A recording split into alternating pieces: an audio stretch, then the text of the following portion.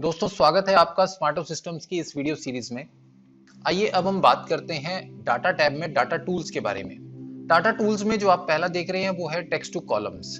Text to column यानी आप अपने किसी भी टेक्स्ट को कॉलम्स में कन्वर्ट कर सकते हैं। जैसे ये हमारे पास कुछ टेक्स्ट दिया गया है, ये हमारे पास कुछ लोगों के first name and last name दिए गए हैं लेकिन कंबाइंड है, यानी एक ही सेल में लिखे हुए हैं। जैसे मेरा नाम है ज्योतिष खन्ना, स्पेस देकर लिखा हुआ है, और अब मैं चाहता हूं कि फर्स्ट नेम अलग हो जाए और लास्ट नेम अलग हो जाए।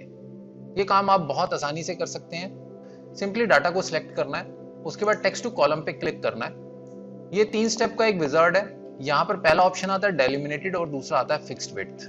डेलिमिनेटेड का मतलब होता है कि किसी पर्टिकुलर कैरेक्टर से वो सेपरेट हो रहा है। जैसे मैं चाहता हूं कि स्पेस के बाद ऑटोमेटिकली डाटा स्प्लिट हो जाए, या मैं चाहता हूं कि कोमा के बाद ऑटोमेटिकली स्प्लिट हो जाए।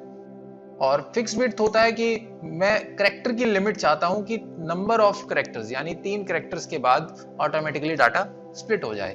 अभी हम फिलहाल डेलिमिनेटेड लेते हैं बिकॉज मेरे पास डाटा कुछ इस तरह से दिया गया है। नेक्स्ट करूंगा।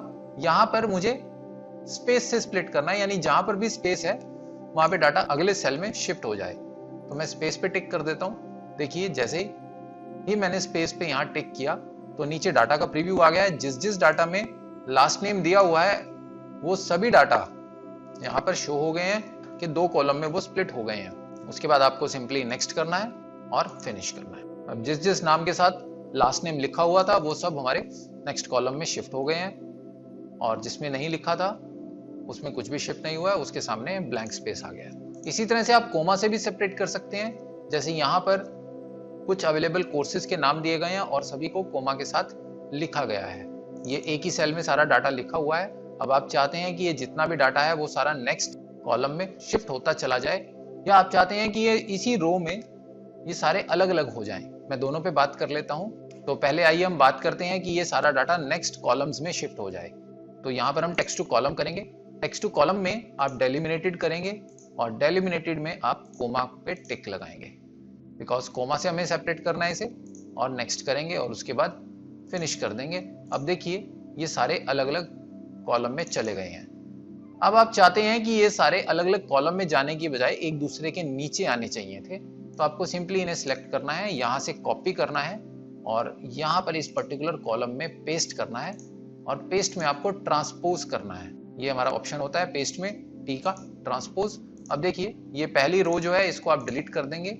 ये सारा डाटा आपका ट्रांसपोज हो गया है, अलग अलग रोज में आ गया है।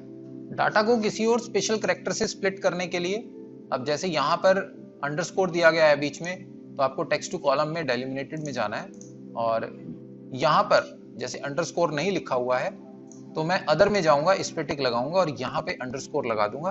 तो अब आप देखिए कि ये अंडरस्कोर से स्प्लिट हो गया है। यानी अगर कोई ऐसा स्पेशल कैरेक्टर दिया गया है या ऐसे किसी वर्ड से आपको स्प्लिट करना है जो यहाँ पर इस लिस्ट में अवेलेबल नहीं है, तो उसको आप सेपरेटली टाइप भी कर सकते हैं।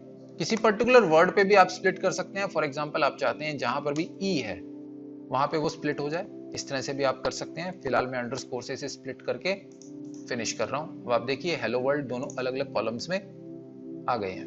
अब बात कर लेते हैं फिक्स विड्थ की।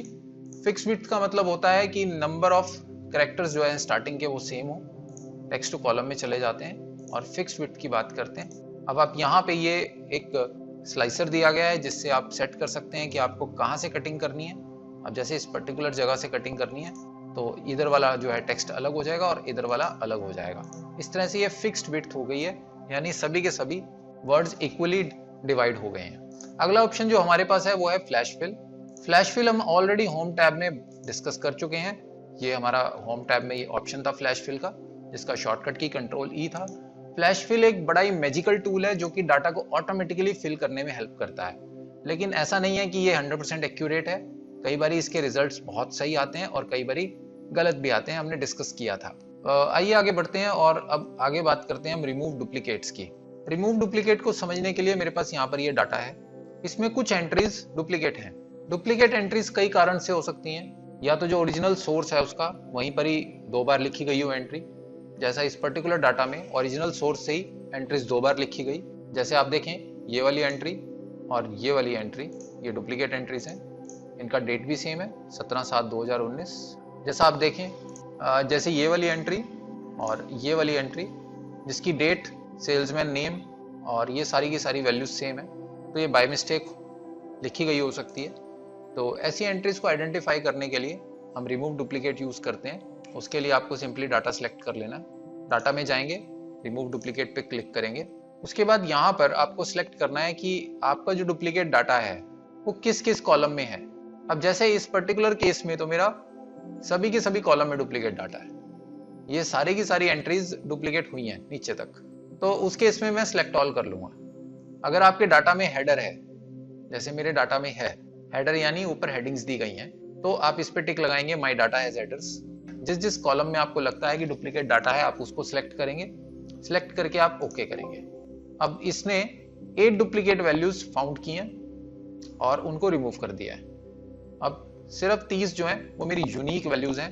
अब देखिए वो जो एक डुप्लीकेट एंट्री मैंने आइडेंटिफाई की थी वो 39 नंबर रो में थी, ट्रेसेस अभी बचे हैं उसके, और यहां से लेकर यहां तक की सब एंट्रीज, एक्चुअली यहां से यहां तक की नहीं है, वो बीच बीच में जहां जहां पर भी डुप्लीकेट एंट्रीज होंगी वो सब रिमूव हो गई हैं और मेरे पास सिर्फ यूनिक डाटा रह गया है। आप किसी पर्टिकुलर एक कॉलम पे भी डुप्लीकेट्स रिमूवल का प्रोसेस लगा सकते हैं। जैसे अब मैं चाहता हूं कि सभी सेल्समैन का नाम एक एक बार आए, लेकिन उसमें डाटा लॉस होने का खतरा है, डाटा लॉस होता ही है उसमें। अब जैसे मैं पर्टिकुलर सेल बाय वाली फील्ड पर अगर रिमूव डुप्लीकेट लगाता हूं, इन सबको अनसेलेक्ट ऑल करके मैं खाली सेल बाय कर रहा हूं और ओके कर देता हूं, तो अब आप देखिए जितनी भी डुप्लीकेट वैल्यूज थी सब उड़ा दी हैं, बिकॉज अब सिर्फ इस पर्टिकुलर डाटा के अकॉर्डिंगली एक्सेल ने फाउंड किया है। तो यहाँ पर सेल्समैन 1, सेल्समैन 2 एंड सेल्समैन 4 सिर्फ 3 ही वैल्यूज बची हैं जैसा हमारे डाटा में थी। अब इसमें काम कैसे हो रहा है, ये वैल्यूज कौन सी हैं, ये जो फर्स्ट एंट्री होती है सिर्फ वही बचती है। मैं आपको दिखा देता हूँ। सेल्समैन 1 में हम मार्क कर लेते हैं फर्स्ट एंट्री को, और उसके बाद सेल्समैन 2 की भी फर्स्ट एंट्री को मार्क कर लेते हैं, इसको अनमार्क कर देते हैं बिकॉज इसका काम खत्म हो गया। और ये सेल्समैन 4 है, इसकी भी फर्स्ट एंट्री को हम मार्क कर लेते हैं। और अब रिमूवल का प्रोसेस चलाते हैं, remove by only cell by. देखो जो फर्स्ट एंट्री मैंने मार्क की थी सिर्फ वही बची है, आगे की जितनी भी एंट्रीज हैं वो सब डिलीट हो गई है। तो ये था रिमूव डुप्लीकेट्स।